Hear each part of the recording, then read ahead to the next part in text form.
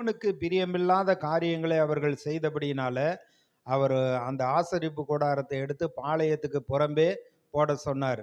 அந்த ஆசரிப்பு கூடாரத்தில் இருக்க அந்த உடன்படிக்கையின் பெட்டியில தான் தேவன் பிரசன்னமானார். இஸ்ரவேல் மக்கள் அந்த பெட்டி கிளம்பிருச்சுன்னா எல்லாரும் பின்தொடர்ந்து போக வேண்டும். அந்த பெட்டியை கொண்டு போய் சீலோவிலே வைத்தார்கள். சீலோவிலே அங்கே ஏலி தான் ஆசாரியனாய் இருக்கிறான். அங்கே கர்த்தருக்கு பலி செலுத்துகிறார்கள். கானான் தேசத்தை சுதந்தரித்து கொண்டு அங்கே இருக்கிற பொழுது பெட்டி அங்கே இருந்தது. சீலோவில் இருந்ததுக்கு அப்புறம் பெட்டி பெலிஸ்தருடைய தேசத்துக்கு போனது. மீண்டுமாக அங்கே கித்தியனாகிய ஓபேத் ஏதோமுடைய வீட்டில் இருந்தது. சவுளுடைய காலத்தில் கர்த்தருடைய பெட்டியை அவன் தேடாமல் போய்விட்டான். 20 வருஷமா கர்த்தரை நினைத்து புலம்பி அழுதார்கள் என்றெல்லாம் சொல்லப்பட்டிருக்கு. தேவ பிரசன்னம் இல்லை, தேவ வழி நடத்துதல் இல்லை.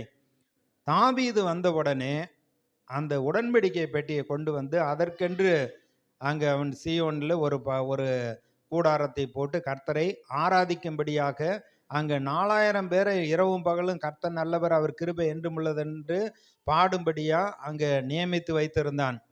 அந்த கூடாரம் அதுக்கப்புறம் போய்விட்டது. எங்க சாலமோன் கர்த்தருடைய ஆலயத்தை கட்டினா உடன்படிக்கை பெட்டி அங்கே சாலமோனுடைய ஆலயத்துக்கு சென்றது. கர்த்தருடைய மகிமை அங்கே ஆலயத்தை நிரப்பினது.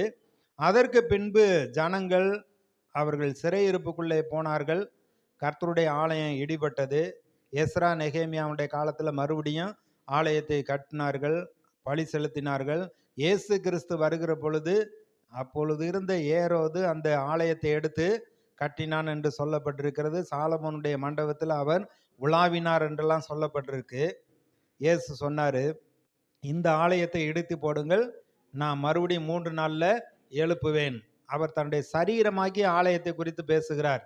தேவன் ஒரு குறிப்பிட்ட இடத்துல இருந்தார், வந்தார், பேசினார். தீர்க்கதரிசிகள் மூலமாக, ராஜாக்கள் மூலமாக, ஆசாரியர்கள் மூலமாக, மோசையின் மூலமாக பேசினார். அதற்கு பின்பு நிரந்தரமாக அவர்களுக்குள்ளே தங்கி இருக்கவில்லை.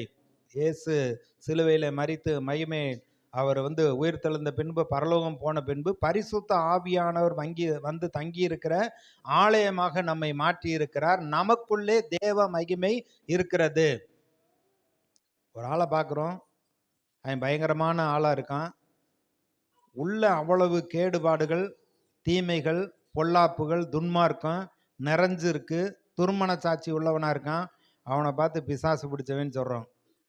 ஆனால் பரிசுத்த ஆவியானவர் நமக்குள்ளே தங்கி இருக்கிற பொழுது சாந்தமும் அமைதலும் அதே போல் தேவனுடைய அன்பும் நிறைந்தவர்களாக நம்ம இருப்போம்.